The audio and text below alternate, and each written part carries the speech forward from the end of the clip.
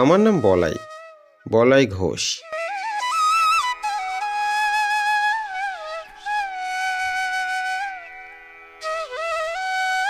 কিরে বলাই, সাত সকালে কোথায় যাচ্ছিস?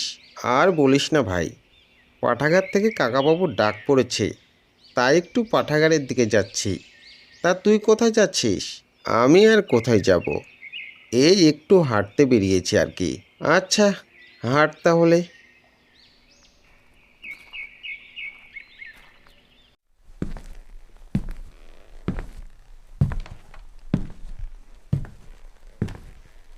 সুপ্রভাত মাস্টারমশাই। ইনি হলেন পরাণ কাকা, গ্রামের পাঠাগারের কেয়ারটেকার। আমরা গ্রামবাসীরা পরাণ কাকাকে মাস্টারমশাই বলেই ডাকি। আরে বলাই, এসো এসো, তোমার জন্যই অপেক্ষা করছিলাম।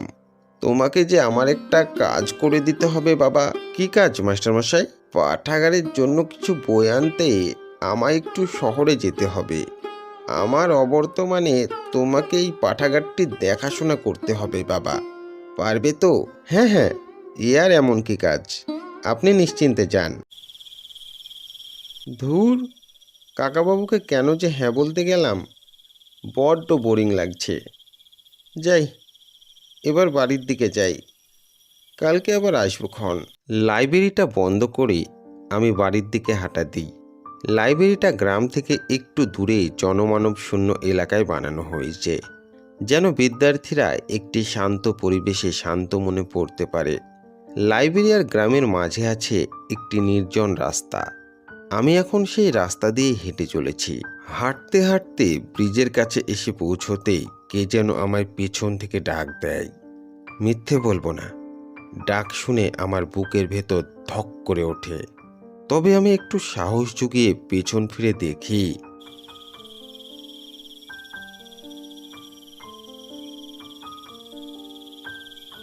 আরে নবী কাকা, আপনি? ইনি হলেন নবী কাকা, পেশায় একজন নুনঝুরিওয়ালা। এনার হাতে নুনঝুরির যে কি স্বাদ, সেটা আপনাকে বলে বোঝাতে পারবো না। হ্যাঁ বাবা, আমি নুনঝুরি বিক্রি করে বাড়ি ফিরছিলাম। তা তুমি এই রাতের বেলায় কোথায় থেকে আসছো? আর বলবেন না কাকা, পরাণ কাকা লাইব্রেরির সমস্ত দায়িত্ব আমার উপর চাপিয়ে দিয়ে কিছুদিনের জন্য শহরে গেছে। সেই লাইব্রেরি থেকেই বাড়ির দিকে যাচ্ছিলাম। ও আচ্ছা। আচ্ছা কাকা, আপনি কি রোজ এই সময়েই বাড়ি ফেরেন? হ্যাঁ বাবা, বলতে পারো। আমার বাড়ি ফিরতে প্রতিদিনই রাত হয়ে যায়। আচ্ছা বলছিলাম, মানে আপনি যদি কিছু মনে না করেন, কালকে বাড়ি ফেরার সময় আমাকে লাইব্রেরি থেকে ডেকে নেবেন। মানে বুঝতেই তো পারছেন, এই নির্জন রাস্তায় একা চলা অস্বস্তির কাজ। দেখো পাগল ছেলের কথা, এতে অসুবিধার কি আছে? ডেকে নেব ক্ষণ। এখন চলো, চলো দেখি, বাড়ির দিকে চলো।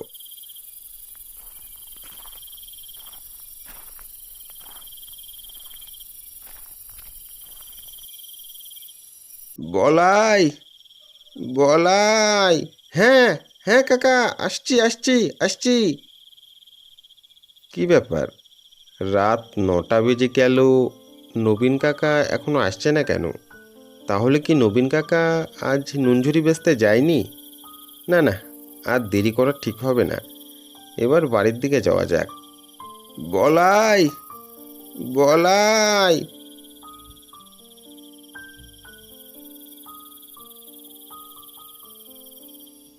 আরে নবীন কাকা, আজকে আসতে তো দেরি হলো যে?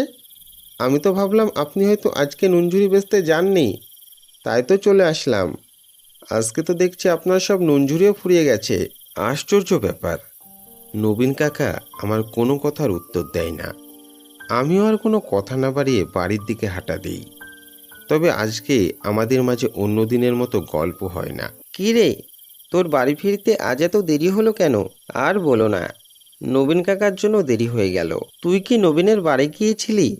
নবীনটা যে এইভাবে মারা যাবে ভাবতেই কেমন লাগছে বল। কি সব বলছো? নবীন কাকা মারা যাবে কেন? নবীন কাকা তো এখনই আমাকে বাড়িতে ছেড়ে দিয়ে গেল। তোর কি মাথা টাথা খারাপ হয়ে গেছে নাকি? নবীন আজ সকালেই মারা গেছে। কেন, তুই জানিস না?